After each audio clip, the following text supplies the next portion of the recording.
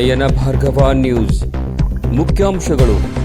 ಅಕಾಲಿಕ ಮಳೆಯಿಂದ ಹಾನಿಯಾದ ಬೆಳೆಗಳ ಸಮೀಕ್ಷೆ ಮಾಡಿದ ಶಾಸಕ ನಡಹಳ್ಳಿ. ಅಧಿಕಾರಿಗಳ ಸಭೆ ನಡೆಸಿ ವೈಜ್ಞಾನಿಕ ವರದಿಯನ್ನು ಸರ್ಕಾರಕ್ಕೆ ಸಲ್ಲಿಕೆ.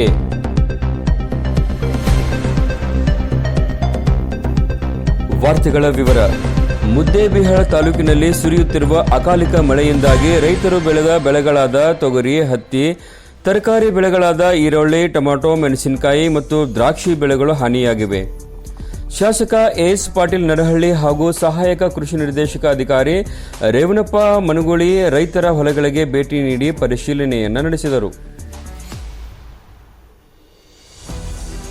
ಈ ವೇಳೆ ಮಾತನಾಡಿದ ಶಾಸಕ ಎಸ್ ಪಾಟೀಲ್ ನಡಹಳ್ಳಿ, ಅಕಾಲಿಕ ಮಳೆಯಿಂದಾಗಿ ತಾಲೂಕಿನಲ್ಲಿ ರೈತರು ಬೆಳೆದಂತಹ ಬೆಳೆಗಳು 90% ಹಾನಿಯಾಗಿವೆ. ತೊಗರಿ ಬೆಳೆ ಮಳೆಯಿಂದ ಒಣಗಿದ ತೊಗರಿ ಕಾಳು ನೆನೆದು ಕಾಳುಗಳು ಮೊಳಕೆ ಒಡೆದಿವೆ. ಇನ್ನು ಸ್ವಲ್ಪ ದಿನ ಬಿಟ್ಟರೆ ಬಿಸಿಲಿನಿಂದ ನೆನೆದ ಕಾಳುಗಳು ನೆಲದ ಪಾಲಾಗಲಿವೆ.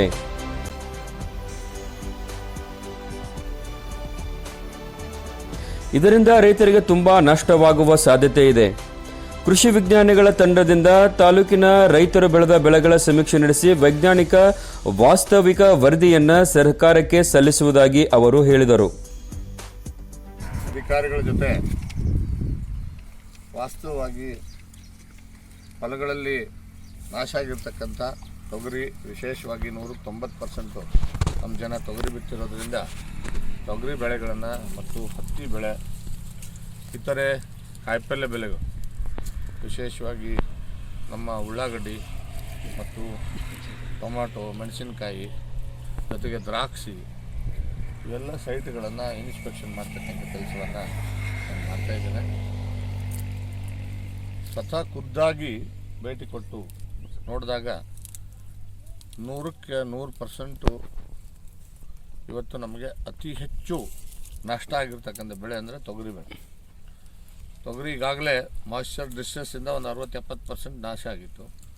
ಉಳಿದಿರ್ತಕ್ಕಂಥ ಏನು 30% 40% ಕಾಯಾಗಿತ್ತು. ಈಗ ಅದು ಕೂಡ ಕಳೆದ ಒಂದು ವಾರದಿಂದ ಮಳೆ ಹತ್ತಿರೋದ್ರಿಂದ ಒಣಗಿರ್ತಕ್ಕಂಥ ಏನು ಒಳಗಡೆ ಕಾಳಿದೆ, ಆ ಕಾಳು ಸಂಪೂರ್ಣವಾಗಿ ನೆಂದೋಗ್ಬಿಟ್ಟಿದೆ. ಈಗ ಬಹುಶಃ ಅದರಲ್ಲಿ ಈಗಾಗಲೇ ಮೊಳಕೆ ಕೂಡ ಬಂದಾಗಿದೆ. ಆಮೇಲೆ ಇನ್ನೊಂದು ಸ್ವಲ್ಪ ದಿವಸ ಬಿಟ್ಟರೆ ಆ ಒಳಗಡೆ ನೆಂದಿರ್ತಕ್ಕಂಥದ್ದು ಕೂಡ ಮೊಳಕೆ ಬಿಡೋದ್ರ ಜೊತೆಗೆ ಅದು ಏನು ಕಾಯಿ ಬಿಸಿಲಿಗೆ ಸಿಡಿಯೋದ್ರಿಂದ ಅದೆಲ್ಲ ಕಾಳುಗಳು ತಾಳ್ಗಡೆ ಬಿದ್ದು ಹೋಗ್ತವೆ. ಹೀಗಾಗಿ ಬಹುಶಃ ನನ್ನ ಒಂದು ಅನುಭವದ ಪ್ರಕಾರ, ನಾನು ಕೂಡ ರೈತನ ಮಗನಾಗಿರೋದ್ರಿಂದ ಈ ವರ್ಷ ನಮ್ಮ ರೈತರಿಗೆ ತುಂಬ ನಷ್ಟ ಆಗಬಹುದು ಅನ್ನುವಂಥ ಒಂದು ಲಕ್ಷಣಗಳು ಇರೋದ್ರಿಂದ ಇವತ್ತು ಬೆಳಗ್ಗೆ ರಜೆ ಇದ್ದರೂ ಕೂಡ ಕೃಷಿ ಅಧಿಕಾರಿಗಳನ್ನ ಕರೆದು ತಕ್ಷಣ ಜೊತೆ ಮಾತಾಡಿ ಈಗ ಅವ್ರ ಜೊತೆ ಕೂಡಿ ನಾನು ಸೈಟ್ ಹೋಬಳಿಯಲ್ಲಿ ಒಂದೊಂದು ತಂಡ ಸರ್ವೆ ಮಾಡಿ ಅದನ್ನು ಕಂಪ್ಲೀಟಾಗಿ ವೈಜ್ಞಾನಿಕವಾದಂಥ ಒಂದು ರಿಪೋರ್ಟನ್ನು ತಯಾರು ಮಾಡ್ತಕ್ಕಂಥ ಕೆಲಸ ಸರ್ಕಾರಕ್ಕೆ ಒಪ್ಪಿಸೋದಕ್ಕೆ, ಜೊತೆಲಿ ಆದಷ್ಟು ಬೇಗ ಇದನ್ನು ವೈಜ್ಞಾನಿಕವಾಗಿ ಒಂದು ಕರೆಕ್ಟಾಗಿ ಸರ್ವೆ ಮಾಡಬೇಕು ಮತ್ತು ವಾಸ್ತವಿಕ ವರದಿ ಸರ್ಕಾರಕ್ಕೆ ಮುಟ್ಟಬೇಕು.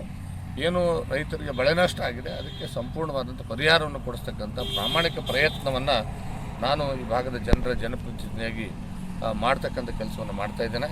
ಈ ಮುಖಾಂತರ ನಮ್ಮ ರೈತರಿಗೆ ಹೇಳಲಿಕ್ಕೆ ಇಷ್ಟ ಬಯಸ್ತೇನೆ, ದಯಮಾಡಿ ರೈತರು ಯಾರೂ ಕೂಡ ನಾವು ಎದೆಗೊಂಡಬೇಕಾದಂಥ ಅವಶ್ಯಕತೆ ಇಲ್ಲ.